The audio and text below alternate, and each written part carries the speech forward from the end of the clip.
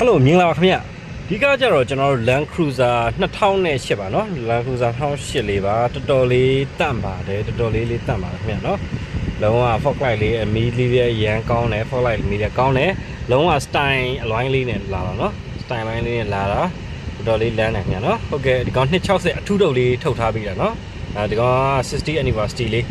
260အထူးတုပ်လေးတော်တော်မိုက်တယ်အနောက်ကနေဆွဲဖို့အတွက်လည်းပါတယ်ဟုတ်ကဲ့ဒီကောင်လေးကျွန်တော်တပတ်လေးပြလာเนาะဟုတ်ကဲ့ဆိုကျွန်တော်တို့အထဲထဲနဲ့ဝင်ကြအောင်အထဲထဲမှာကြည့်မယ်ဆိုရင်ကျွန်တော်တို့ဟိုဒီကောင်၄ချက်လေးဟုတ်ကဲ့ဆိုရင်မောမိုက်တော့မိုက်တယ်ဗျအဲဆိုရင်ကျွန်တော်တို့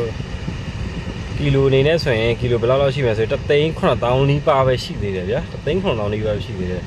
ကျွန်တော်တို့ CRI ဘောလုံးလေးတွေပါမယ် ODB လေးဖြစ်တယ်ဒီ fashion လေးပါတယ်ဒီကောင် smacky လေးနဲ့ဖြစ်တယ်เนาะ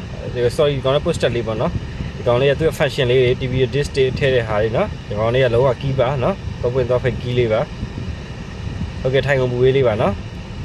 ဒီကောင်တောင်တက်တောင်ဆင်း off လေးလုပ်ပေးထားတာပါဟုတ်ကဲ့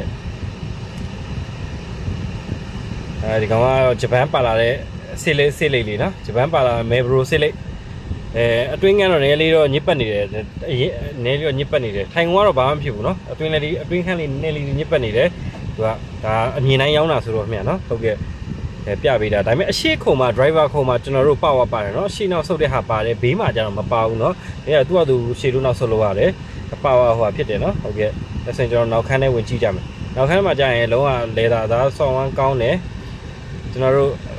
fashion လေးအနောက်ဖာဆက်ရင် air fashion လေးလည်းပြန်ပါတယ်เนาะ air ပါတယ်အပူဝေးပါတယ်အဲ့အလေးပါတယ်เนาะအပူဝေးတဲထပ်လုပ်လို့ရပါခင်ဗျာเนาะဟုတ်